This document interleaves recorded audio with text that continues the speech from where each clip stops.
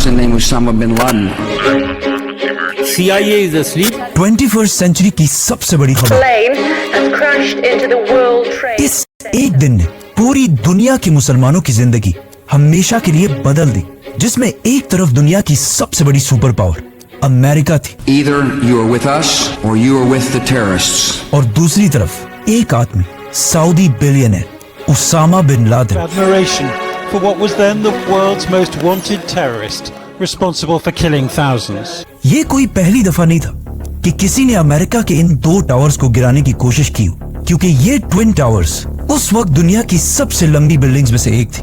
And without any doubt ये buildings दुनिया की सबसे मशहूर बिल्डिंग्स थी, क्योंकि इस बिल्डिंग के अंदर और आसपास ऑलमोस्ट 500 हॉलीवुड मूवीज बनाई गई थी। तो जो भी इन बिल्डिंग्स को गिराना चाहता था उसे अच्छी तरह पता था कि जब न्यूयॉर्क में वर्ल्ड ट्रेड सेंटर की ये बिल्डिंग्स गिरेंगी तो ये आने वाली दुनिया की सबसे बड़ी न्यूज होगी।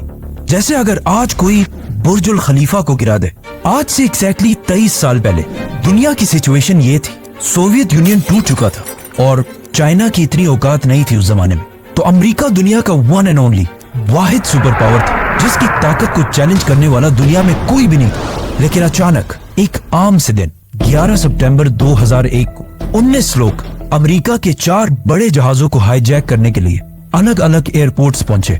अमेरिका की अब तक सारी रिपोर्ट्स देखकर यही लगता है कि ये 19 में से 19 लोग मुसलमान थे और इन सब का ताल्लुक सऊदी, इजिप्ट, लेबनान और यूएई से था। हर जहाज को हाईजैक करने के लिए 5 लोगों की टीम्स बनाई गई, जिसमें हर आदमी का अपना बहुत ही इंपॉर्टेंट रोल था और इस सब के लिए वो पिछले कई महीनों से ट्रेनिंग भी हासिल कर रहे थे। तो आखिर ये 4 जहाज अपने एयरपोर्ट से रवाना हुए और जैसे ही इन जहाजों ने टेक ऑफ किया, इन 19 लोगों ने प्लेन्स को हाईजैक करने का प्लान स्टार्ट कर दिया। और प्लान के मुताबिक सिर्फ 15 मिनट हवा में रहने के बाद पहले प्लेन में मौजूद 5 हाईजैकर्स खड़े हुए और कुछ छोटी छुरियों और बॉक्स कटर्स के साथ पूरे प्लेन को बहुत तेजी से हाईजैक कर लिया और जहाज के दोनों पायलट्स को मारकर अपना बंदा मोहम्मद अता को पायलट की सीट पर बिठाया और जहाज के सारे पैसेंजर्स को पिछली साइड पर धकेल दिया और उन सारों को क्लियरली बता दिया कि अब जहाज के दोनों पायलट्स मर चुके हैं, तो ये जहाज अब सिर्फ हमारा बंदा मोहम्मद अता ही लैंड करा सकता है। जिससे सारे पैसेंजर्स चुप करके खड़े हो गए,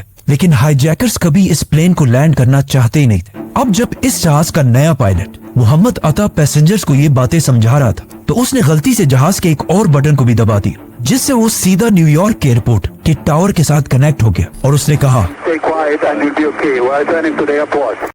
सब आराम से बैठ जाओ, हम इस जहाज को एयरपोर्ट की तरफ ही लेके जा रहे हैं। नाउ ये सुनकर न्यूयॉर्क के एयरपोर्ट में कंफ्यूजन फैल गई और उन्होंने जल्दी से एयरपोर्ट के रनवे से सारे जहाजों को हटाकर रनवे क्लियर कर दी और इस जहाज का इंतजार करने लगे। इसके बाद अगेन मोहम्मद अता गलती से दोबारा एयरपोर्ट के टावर के साथ कनेक्ट हुआ और उसने कहा,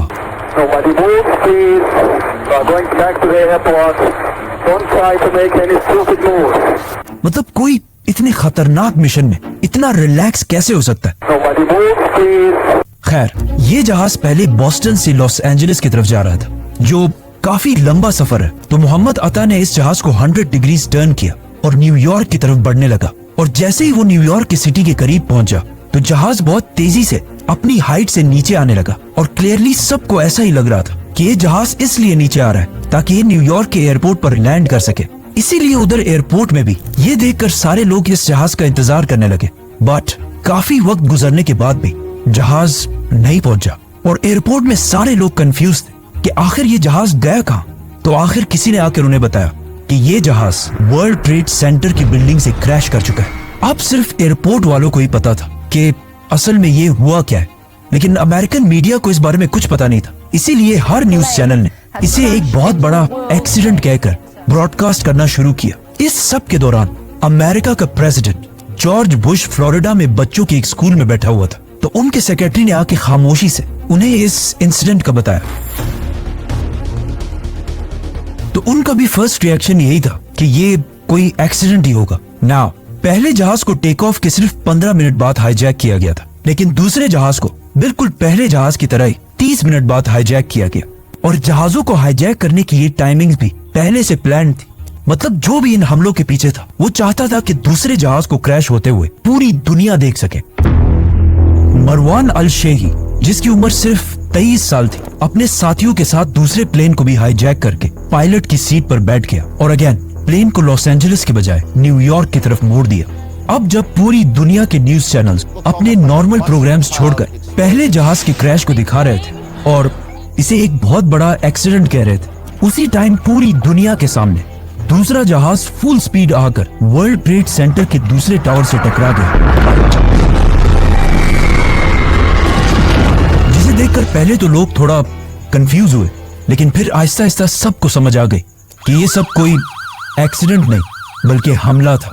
और अगेन अमेरिकन प्रेसिडेंट के सेक्रेटरी ने आके उनके कान में दोबारा ये बात बताई और कहा, mister president, America is under attack.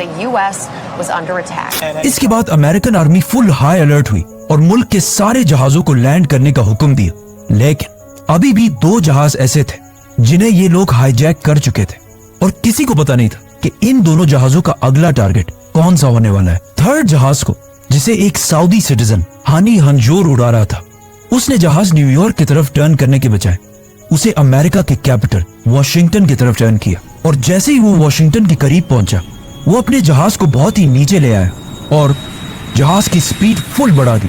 और ये जहाज बहुत तेजी से दुनिया की सबसे इंपॉर्टेंट बिल्डिंग में से एक पेंटागन की तरफ बढ़ रहा था और दुनिया की नंबर 1 इंटेलिजेंस एजेंसी CIA का हेडक्वार्टर।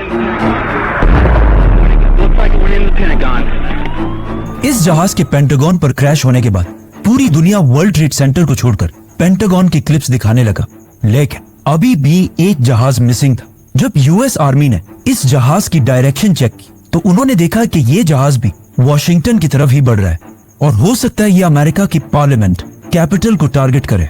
तो मजबूरन इस जहाज को गिराने के लिए अमेरिका के वाइस प्रेसिडेंट के ऑर्डर्स पर 2 फाइटर जेट्स फुल स्पीड रवाना किए गए और इन जेट्स को ये ऑर्डर दिया गया था कि इस जहाज को हर हाल में गिराना लाजमी है, चाहे सारे पैसेंजर्स मर भी जाएं। 3 जहाज तो बिल्कुल प्लान के मुताबिक अपने टारगेट्स तक पहुंच चुके थे, लेकिन चौथा जहाज, जिसे ज़ैद जर्राह चला रहा था, अपने टारगेट कैपिटल तक कभी पहुंच ही नहीं सका, क्योंकि जब ये जहाज हाईजैक किया गया था तब तक वर्ल्ड ट्रेड सेंटर पर हमला हो चुका था। ज़ैद जर्राह ने दोबारा सारे पैसेंजर्स को उसी तरह बता दिया कि सब आराम से बैठ जाओ, हम एयरपोर्ट की तरफ ही जा रहे हैं। लेकिन जब पैसेंजर्स में से एक ने जहाज के फोन से अपनी बीवी से राब्ता किया तो उसकी बीवी ने उसे बताया कि ये हाईजैकर्स झूठ बोल रहे हैं और ये एयरपोर्ट नहीं जा रहे, बल्कि ये एक सुसाइड मिशन है। इस बंदे ने जाके बाकी पैसेंजर्स को भी समझाया कि देखो, मरना तो वैसे भी है, लेकिन इससे पहले कि ये हाईजैकर्स इस प्लेन को किसी बिल्डिंग पर क्रैश करें, हम सब खुद ही इस जहाज को गिरा देते हैं। जिस पर इन सारे पैसेंजर्स ने मिलकर हाईजैकर्स पर हमला कर दिया, जिसे देखकर ज़ैद जर्राह ने प्लेन को ऊपर नीचे और साइड टू साइड हिलाना शुरू किया। लेकिन बहुत कोशिश करने के बाद भी पैसेंजर्स आखिर जहाज के कॉकपिट के दरवाजे तक पहुंच गए और वो जैसे ही जहाज के दरवाजे को तोड़ने वाले थे तो इस जहाज के पायलट ज़ैद जर्राह ने जहाज की स्पीड फुल बढ़ा दी और इसका मुंह जमीन की तरफ किया और इस तरह ये चौथा और आखिरी जहाज तबाह हो गया। अब पूरी दुनिया के न्यूज चैनल्स अगेन चौथे जहाज को दिखाने लगे तो अचानक सिर्फ 1 घंटे बाद न्यूयॉर्क के वर्ल्ड ट्रेड सेंटर का साउथ टावर कोलैप्स कर गया।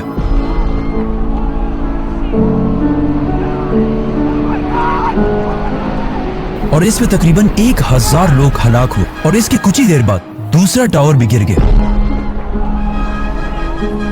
और उसमें भी 1600 लोग हलाक हुए। ओवरऑल 9/11 के इन 4 हमलों में 3000 लोग मारे गए, जिनमें से 200 लोग तो सिर्फ ऐसे थे जिन्होंने इन बिल्डिंग में लगी आग की वजह से वर्ल्ड ट्रेड सेंटर के टॉप फ्लोर से छलांग लगाकर मरे थे। लेकिन इन हमलों के कुछ ही दिन बाद मोहम्मद अता, जो इस सारे प्लान का लीडर था, उसकी वालिद का एक इंटरव्यू सामने आया जिसमें उसने ये सब मानने से इनकार कर दिया और सारा मलबा इजराइल की इंटेलिजेंस एजेंसी मोसाद पर डाल दिया और कहा कि इस्लाम में ऐसे किसी अटैक की इजाजत है ही नहीं। और इस तरह तीसरे और चौथे जहाज के पायलट्स के माँ बाप ने भी अमेरिका के रिपोर्ट्स मानने से इनकार कर दिया। और अगर इन अटैकर्स की फैमिलीज को देखा जाए तो ये कोई आम गरीब लोग नहीं थे, बल्कि ये सारे अटैकर्स बहुत ही वेल ऑफ रिच फैमिलीज से थे। 9/11 का ये हमला इतना बड़ा था कि इस हमले के 100 दिन बाद तक न्यूयॉर्क में हर तरफ धूल फैली हुई थी और इन तबाह हुई बिल्डिंग्स के मलबे को साफ करने के लिए भी ऑलमोस्ट $1 बिलियन लगे थे। लेकिन फिर भी वर्ल्ड ट्रेड सेंटर के गिरने से अमेरिका को इतना नुकसान नहीं हुआ। असल नुकसान इन बिल्डिंग से थोड़ी सी दूरी पर एक दूसरी बिल्डिंग में हुआ जिसे लोग हमेशा भूल जाते हैं, और वो बिल्डिंग थी New York stock exchange. Global markets got absolutely hammered as these events. इन हमलों के बाद अमेरिका की मार्केट्स में पैनिक फैल गया और अमेरिका की स्टॉक एक्सचेंज क्रैश करने लगी और ऑलमोस्ट सारे कंट्रीज के स्टॉक्स गिरने लगे, जिसमें सबसे बड़ा नुकसान उठाया वॉरेन बफे की कंपनी बर्कशायर हैथवे ने। और कहा जाता है कि इन हमलों से अमेरिका को 1.4 ट्रिलियन डॉलर्स का नुकसान हुआ और अमेरिका की जीडीपी जो इससे पहले 4 और 5% पर ग्रो कर रही थी, 2001 के हमलों के बाद 1% से भी नीचे आ गई। लेकिन अब जब स्टॉक एक्सचेंज में सारी कंपनीज के स्टॉक्स नीचे जा रहे थे, तो कुछ कंपनीज दरमियान में ऐसे भी थी जिन्होंने इन हमलों से नुकसान की बजाय बहुत ज्यादा प्रॉफिट किया और इन कंपनीज के शेयर्स ऊपर जाने लगे। और ये कंपनीज थी वॉर कंपनीज, गन्स बनाने वाली कंपनीज, फाइटर जेट्स और टैंक्स बनाने वाली कंपनीज। अमेरिका के ऑलमोस्ट सारे इन्वेस्टर्स अपने पैसे इन कंपनीज में इन्वेस्ट करने लगे। और ये लोग ऐसा क्यों कर रहे थे? क्योंकि सबको पता था कि अमेरिका अब इन 9/11 के बदला लेने में एक बहुत बड़ी जंग शुरू करेगा, जिसकी वजह से पूरी दुनिया गौर से अमेरिकन प्रेसिडेंट जॉर्ज बुश की तरफ देख रही थी कि आखिर किसने और क्यों दुनिया की इतनी बड़ी सुपर पावर अमेरिका के साथ ऐसा करने की जुर्रत की है। और पूरा अमेरिका गुस्से से भरा हुआ था। इन हमलों के कुछ ही दिन बाद जॉर्ज बुश आखिर पूरी दुनिया के सामने आए और सबको बताया कि इन हमलों के पीछे कोई मुल्क या गवर्नमेंट नहीं थी, बल्कि ये एक टेररिस्ट अटैक था। और इन अटैक्स के पीछे सिर्फ एक ही ऑर्गेनाइजेशन थी, अल कायदा। A person named Osama bin Laden are linked to many other organizations in different countries. और उसका leader Osama bin Laden, States. Al-Qaeda released the video after its rival. जो इस सबसे बहुत दूर आराम से अफगानिस्तान में बैठा हुआ था। नाउ अब जब पूरी दुनिया उसामा बिन लादेन को इन हमलों के लिए ब्लेम कर रही थी, तो उसामा बिन लादेन सामने आए और अल जजीरा को इंटरव्यू देकर कहा कि मेरा इन हमलों से कोई ताल्लुक नहीं है। लेकिन उन्होंने कुछ बाकी बयान भी ऐसे दिए जिसकी वजह से पूरी दुनिया के लोग कंफ्यूजन में थे कि ये इसने किया है या नहीं किया। इन हमलों के बाद सिर्फ उसामा ही नहीं बल्कि पूरी दुनिया के मुसलमान और स्कॉलर्स सामने आए और इन हमलों की सख्त मुखालफत की, क्योंकि अगर किसी ने भी रसूलुल्लाह सल्लल्लाहु अलैहि वसल्लम की जिंदगी के बारे में पढ़ा हो तो उसे पता होगा कि आप सल्लल्लाहु अलैहि वसल्लम हर जंग से पहले मुसलमानों को ये ऑर्डर्स दिया करते थे कि जंग के दरमियान भी किसी औरत, बच्चे, बूढ़े और इवन दरख्तों को भी नहीं काटना और फार्मर्स और दूसरे रिलीजन के प्रीस्ट को भी नहीं मारना, सिर्फ उनसे लड़ना जो तुमसे लड़े। मतलब इतने सॉफ्ट स्पोकन और हमेशा माफ करने वाले प्रॉफिट मोहम्मद सल्लल्लाहु अलैहि वसल्लम के रिलीजन के नाम पर कोई कैसे ऐसे कर सकता था? इसीलिए इन हमलों के बाद OIC, मुसलमानों की सबसे बड़ी ऑर्गेनाइजेशन, सामने आई और उसने भी 9/11 के इन हमलों की मुखालफत की। और उनके अलावा मक्का के ग्रैंड मुफ्ती ने भी ये बयान दिया कि ये हमले इस्लाम के खिलाफ हैं। और इवन अमेरिका के दुश्मन समझे जाने वाले आयतुल्लाह खामनाई ने भी ये बयान दिया कि इन हमलों का इस्लाम से कोई ताल्लुक नहीं है। लेकिन इस सब के बाद भी इस्लाम की इमेज वेस्टर्न कंट्रीज में बहुत ही खराब होने लगी और इस्लामोफोबिया बढ़ने लगा। फॉर एग्जाम्पल, लोग रोड पर हिजाब पहनने वाली औरतों को मारने लगे और वेस्टर्न कंट्रीज में बहुत सारे मुसलमानों को जॉब से निकाला गया और कुछ मुसलमानों को तो जान से भी मारा गया। और टीवीज पर पहली दफा ये डिबेट स्टार्ट हुई कि क्या इस्लाम एक पीसफुल रिलीजन है भी या नहीं। Islam is not a religion of peace.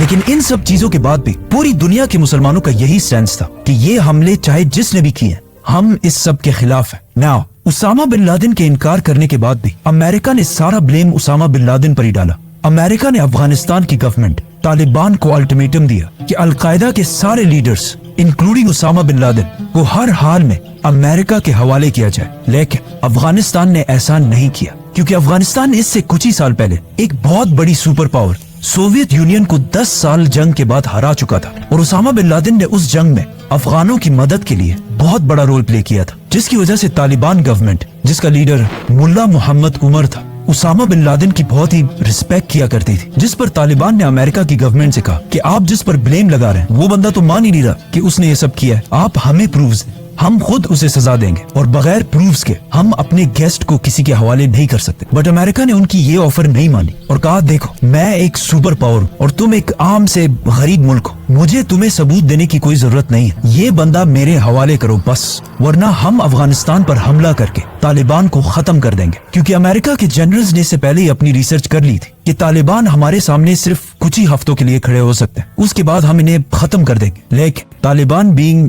Pathan, उन्होंने ऑफ कोर्स उनकी बात नहीं मानी, तो अमेरिका ने भी अफगानिस्तान पर हमले की प्लानिंग शुरू कर दी। इस जंग को रोकने के लिए तालिबान ने एक और आखिरी कोशिश भी की और अमेरिका से कहा कि हम उसामा बिन लादेन को एक थर्ड कंट्री के हवाले करते हैं जो ना आपकी सुनता हो ना हमारी, और वो इंडिपेंडेंटली फैसला करे। बट अमेरिका अपने ताकत के फुल नशे में था और उसने अफगानिस्तान की ये ऑफर भी नहीं मानी और 9/11 के सिर्फ 1 महीने बाद अफगानिस्तान पर हमला कर दिया। जॉर्ज बुश ने इस जंग को एक क्रूसेड कहा और इसका नाम रखा war on terror. This crusade, this war on terrorism, और हर तरफ से अपनी फौज अफगानिस्तान की तरफ भेजना शुरू की और अफगानिस्तान के अंदर जो तालिबान के खिलाफ सबसे ताकतवर अफगान था, अहमद शाह मसूद, अमेरिका ने उसकी आर्मी को फुल सपोर्ट किया और बिल्कुल अमेरिका के प्लान के मुताबिक तालिबान को निकालकर पूरे अफगानिस्तान को फतह कर लिया। लेकिन ये सब करने के दरमियान अमेरिका के रास्ते में एक बहुत बड़ा हर्डल था, मीडिया और स्पेशली अल जजीरा, क्योंकि पूरी दुनिया का मीडिया अब तक सिर्फ अमेरिका की साइड ही दिखा रहा था, लेकिन अल जजीरा वाहिद चैनल था जो दोनों साइड्स को दिखा रहा था, अमेरिकन साइड और अफगान साइड। अल जजीरा ने अपने टीवी पर ऐसे वाकयात भी दिखाए जिसमें अमेरिकन जेट सिर्फ तालिबान को नहीं बल्कि सिविलियंस को भी टारगेट कर रहे थे, जिसे अब तक बाकी सारे चैनल्स BBC, CNN वगैरह नहीं दिखा रहे थे। तो इस पर अमेरिका की फौज को बहुत गुस्सा आया और उन्होंने अफगानिस्तान पर हमले के सिर्फ 4 हफ्ते बाद काबुल में अल जजीरा के हेडक्वार्टर को अपने एक जहाज से उड़ा दिया ताकि अल जजीरा वहां रिपोर्टिंग ना कर सके, और इवन इनके एक कैमरामैन को दुनिया के सबसे खतरनाक प्रिजन ग्वांतनामो बे भेजा ताकि इन सब चीजों से अल जजीरा का मुंह बंद हो सके। अमेरिकन जनरल्स की प्लानिंग बिल्कुल सही थी क्योंकि 9/11 के सिर्फ 3 महीने बाद तालिबान की गवर्नमेंट अफगानिस्तान में खत्म हो गई, जिसके बाद अफगानिस्तान का कोई भी लीडर नहीं था। इसीलिए अमेरिका ने अफगानिस्तान के एक नए लीडर की तलाश शुरू कर दी और जर्मनी की सिटी बॉन में एक बहुत बड़ी कॉन्फ्रेंस कराई जिसमें उन्होंने कुछ अफगान लीडर्स को भी बुलाया और इन सब को बिठाकर जर्मनी से अफगानिस्तान के लिए एक नया लीडर चूज किया, हामिद करजई, जो बिल्कुल तालिबान के ऑपोजिट था। Unfortunately, that didn't happen. मतलब जबरदस्त इंग्लिश बोलता था और बिल्कुल एक वेस्टर्न आदमी लगता था और CIA का फेवरेट था। हामिद करजई को अमेरिका ने अफगानिस्तान का नया प्रेसिडेंट बनाया और इसकी हुकूमत को स्ट्रॉन्ग करने के लिए एक नई फौज ट्रेन की और एक नई गवर्नमेंट बनाई। दूसरी गवर्नमेंट्स को निकालना और अपनी पसंद की गवर्नमेंट बिठाना अमेरिका का पुराना बिजनेस है, लेकिन अगर अफगानिस्तान की हिस्ट्री को देखा जाए तो उन्होंने कभी भी बाहर से किसी लीडर को अपने ऊपर एक्सेप्ट नहीं किया। And to top that, Hamid Karzai की गवर्नमेंट इतनी करप्ट थी कि अफगान कौम उसे एक्सेप्ट कर भी नहीं सकती थी। इसी तरह सब कुछ चलता रहा और ऐसा लग रहा था कि क्लियरली तालिबान ये जंग हार चुके। लेकिन 2 साल बाद 2003 में अमेरिका ने एक नई जंग शुरू की, Iraq war. Saddam Hussein and his sons must leave Iraq within 48 hours. जिससे अमेरिका का सारा फोकस अफगानिस्तान से हटकर इराक की तरफ जाने लगा, जहां उन्होंने सद्दाम हुसैन को हटाने के लिए एक बहुत बड़ा झूठ बोला जिसे वो आज खुद भी मानते हैं। I apologize for the fact that the intelligence we received was wrong. Saddam Hussain की स्टोरी फिर हम किसी और वीडियो में एक्सप्लेन करेंगे। जब अमेरिका का फोकस अफगानिस्तान से हट गया तो तालिबान ने आहिस्ता आहिस्ता मुल्ला उमर की लीडरशिप में दोबारा रीग्रुप करना शुरू किया और अमेरिकन फोर्सेस पर छोटे छोटे हमले करने लगे। सद्दाम हुसैन की हुकूमत तो इराक में खत्म हो गई, लेकिन उस जंग में अमेरिका ने इतनी बड़ी बड़ी गलतियां की थी जिसे छुपाना इम्पॉसिबल था। फॉर एग्जाम्पल, इराक में अमेरिका की एक जेल से कुछ पिक्चर्स रिलीज हुई जिसमें अमेरिकन फोर्सेस इराकियों को बहुत ही बुरी तरह ट्रीट कर रहे थे और ये पिक्चर्स पूरी दुनिया के मीडिया में फैल गई, जिससे अमेरिका की इमेज बहुत ही खराब हो गई। और उधर अफगानिस्तान में तालिबान ने भी ये इमेज यूज करके अफगानों को ये समझाने की कोशिश की कि देखो ये सब कुछ होता है अमेरिका के जेलों में। इराक के इन जुल्मों की वजह से जब बुश इराक विजिट करने गए तो वहां उन्हें जूते भी मारे गए। इस सब से अमेरिका की इमेज इराक में ही नहीं बल्कि अफगानिस्तान में भी खराब हुई और तालिबान दोबारा मजबूत होने लगे। इसके अलावा तालिबान की मजबूती का एक रीजन ये भी था कि अफगानिस्तान बहुत ही एक ट्राइबल सोसाइटी है और जब भी अमेरिकन फौज किसी एक अफगान को मारती थी उसका सारा खानदान और कबीला तालिबान के साथ जाकर मिल जाता था। तो इस तरह अफगानों को मारने से तालिबान कमजोर होने के बजाय और स्ट्रॉन्ग होते जाते थे और इनके नंबर्स भी पहले से बहुत ज्यादा बढ़ चुके थे। नाउ एज वी सेड कि इससे पहले उसामा बिन लादेन ने 9/11 के हमले में इन्वॉल्व होने से इनकार कर दिया था, लेकिन 2004 की यूएस इलेक्शन से पहले उसामा बिन लादेन की एक वीडियो सामने आई जिसमें उसने अमेरिकन को मुखातिब करके 9/11 की पूरी जिम्मेदारी एक्सेप्ट की और इस वीडियो में उसामा बिन लादेन ने उन 19 लोगों के लिए दुआएं भी की जिन्होंने 9/11 किया था और अमेरिका को एक वार्निंग भी दी कि वो दोबारा भी ऐसा कर सकता है। मतलब उसामा बिन लादेन ने 9/11 के 3 साल बाद उसकी पूरी जिम्मेदारी उठा ली। इस स्पीच के बाद जॉर्ज बुश दोबारा अमेरिका की पॉलिटिक्स में मजबूत हो गया और कुछ ही अरसे बाद इलेक्शंस जीत गया और इलेक्शन जीतने के बाद उसने दोबारा फौजों को अफगानिस्तान में उसामा बिन लादेन के पीछे भेजा। लेकिन फिर भी अगले 4 साल तक ना उसामा बिन लादेन मिल सका और ना अफगानिस्तान फतह हो सका और ना तालिबान खत्म हो सके। अफगानिस्तान की ये जंग जो सिर्फ कुछ हफ्तों के लिए थी 9/11 के बाद 10 साल तक जारी रही और अब जॉर्ज बुश के बाद अमेरिका का नया प्रेसिडेंट भी आ चुका था, बराक ओबामा। ओबामा ने आते ही इस जंग को अपने वादों के मुताबिक कम करने की बजाय और भी बढ़ा दिया और भी ज्यादा फौज अफगानिस्तान की तरफ भेजी, जिससे वहां अमेरिकन फौज की तादाद 1 लाख से भी बढ़ गई। और उसी के साथ ओबामा ने ड्रोन अटैक्स और एयर स्ट्राइक्स को भी बढ़ा दिया। और उसी की हुकूमत में आखिर 9/11 के 10 साल बाद 2011 में अमेरिका को आखिर एक टारगेट मिला उसामा बिन लादेन के बारे में, जो अफगानिस्तान में नहीं बल्कि पाकिस्तान में छुपा हुआ था। अब इस वाकये के 2 वर्जन हैं, एक तो अमेरिका और पाकिस्तान का वर्जन और दूसरा कुछ सीनियर जर्नलिस्ट का वर्जन। उसामा बिन लादेन अपने 3 बीवियों, बच्चों और ग्रैंड चिल्ड्रन के साथ पिछले कई साल से पाकिस्तान की सिटी एबटाबाद में रह रहा था, जहां अमेरिका ने खुद ही ऑपरेशन करके उसे ढूंढा और फिर उसे मार दिया, जिसका पाकिस्तान की आर्मी और गवर्नमेंट को बिल्कुल भी पता नहीं था। लेकिन कुछ सीनियर जर्नलिस्ट जैसे कि सीमोर हर्ष के मुताबिक अमेरिका ने उसामा बिन लादेन को पकड़ने के लिए $25 मिलियन रखी थी। इसीलिए पाकिस्तान आर्मी के एक रिटायर्ड कर्नल इकबाल सईद खान ने इन पैसों के लिए उसामा बिन लादेन की लोकेशन अमेरिका के CIA तक पहुंचाई। और इस खबर को कंफर्म करने के लिए अमेरिका ने एबटाबाद में शकील अफरीदी के साथ एक फेक वैक्सीन कैंपेन शुरू की और एबटाबाद के इस घर को हर तरफ से स्कैन करने लगा। अमेरिकन ड्रोन्स और सैटेलाइट ने भी इस घर को 24 घंटे रिकॉर्ड करना शुरू किया और अचानक एक दिन उन्होंने इस घर के लॉन में एक 6 फुट के आदमी को वॉक करता हुआ देखा। इससे और कुछ बाकी चीजों से अमेरिका ने अंदाजा लगाया कि हो सकता है यही उसामा बिन लादेन। CIA ने उसामा पर हमले से पहले कुछ पाकिस्तानी एजेंट्स इस घर के पास भेजे, जिन्होंने जाकर वहां के सारे दरख्त काट दिए ताकि अमेरिका के हेलीकॉप्टर्स आराम से लैंड कर सके। और फिर आखिर 2 मई 2011 को प्रेसिडेंट ओबामा के ऑर्डर्स पर अफगानिस्तान के शहर जलालाबाद से 2 हेलीकॉप्टर्स रात के टाइम में उसामा बिन लादेन को मारने के लिए एबटाबाद की तरफ रवाना हुए, जिसका पाकिस्तान आर्मी को बिल्कुल पता नहीं था। और वहां अमेरिका में ओबामा और उसके मिनिस्टर्स ये सब कुछ लाइव देख रहे थे। ये हेलीकॉप्टर्स उसामा बिन लादेन के घर में लैंड हुए और सिर्फ 40 मिनट के ऑपरेशन के बाद उसामा बिन लादेन को मार दिया और उसकी बॉडी को अपने साथ वापस अफगानिस्तान ले गए, जहां उसका DNA टेस्ट करके ये कंफर्म किया गया कि यही उसामा बिन लादेन है। और फिर उसकी डेड बॉडी की पिक्चर्स लेकर उसामा बिन लादेन की लाश को समंदर में फेंक दिया। अमेरिकन आर्मी के मुताबिक उन्होंने उसकी बॉडी को समंदर में इसलिए फेंका और उसे जमीन पर इसलिए नहीं दफनाया क्योंकि ऐसा ना हो कि कोई आगे जाकर उसकी कब्र पर एक बहुत बड़ा श्राइन, मजार बना दे। CIA ने उसामा बिन लादेन की लाश की पिक्चर्स US प्रेसिडेंट ओबामा को भेजी, लेकिन उन्होंने इसे रिलीज करने से इनकार कर दिया। The United States has conducted an operation that killed Osama bin Laden, the leader of Al-Qaeda. Pakistan में बहुत सारे लोग आज भी ऐसे हैं जो उसामा बिन लादेन के एबटाबाद में होने को नहीं मानते और कहते हैं ये बहुत बड़ी एक कोई गेम या साजिश है। लेकिन ये बिल्कुल गलत है, क्योंकि एबटाबाद के इस ऑपरेशन के कुछ ही दिनों बाद अल-कायदा ने अपने सीक्रेट वेबसाइट्स पर उसामा बिन लादेन की डेथ को एक्सेप्ट किया और कहा कि हम इसका बदला जरूर लेंगे, जिसके बाद तालिबान ने भी उसकी डेथ को एक्सेप्ट किया। और इवन उसामा बिन लादेन के अपने बेटे हमजा बिन लादेन ने भी इस बात को सही कहा। तो जब अमेरिका और अल-कायदा दोनों इस बात को मान रहे तो पाकिस्तानियों को क्या मसला है? नाउ उसामा बिन लादेन के 5 बीवियों से उनके 11 बेटे थे और उसका बड़ा बेटा अब्दुल्ला बिन लादेन आज भी सऊदी अरब के सिटी जद्दा में खामोशी से अपना बिजनेस चला रहा है, लेकिन उसकी हर मूवमेंट को सऊदी गवर्नमेंट बहुत केयरफुली नोट करती है। उसामा बिन लादेन का दूसरा बेटा उमर बिन लादेन, जो पब्लिकली अपने बाप और उसके मिशन को गलत कहता है, और उसने अपने बाप उसामा बिन लादेन के खिलाफ एक किताब भी लिखी है। उसामा बिन लादेन का तीसरा बेटा साद बिन लादेन, जो एक जमाने में अपने बाप का राइट हैंड हुआ करता था और उसामा उसे अपने बाद अल-कायदा का नया लीडर भी बनाना चाहता था, लेकिन उसके इस बेटे साद बिन लादेन को उसामा बिन लादेन से पहले ही 2009 में मार दिया गया।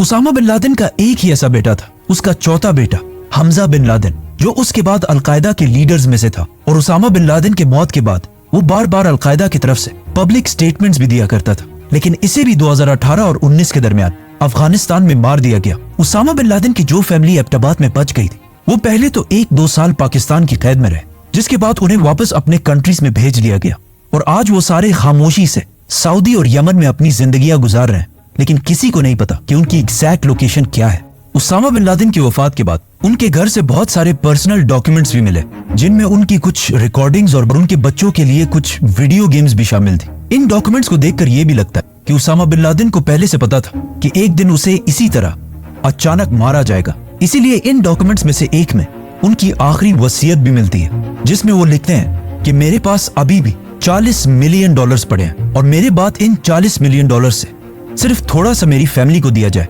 और बाकी सब अल-कायदा को दिया जाए। नाउ अब जब उसामा बिन लादेन को मार दिया गया था और अमेरिका जिस काम के लिए अफगानिस्तान आया था वो पूरा हो चुका था, तो चाहिए तो ये था कि वो अफगानिस्तान को छोड़कर वापस चला जाए, पर उन्होंने ऐसा नहीं किया और अगले 10 साल तक अफगानिस्तान में बैठे रहे।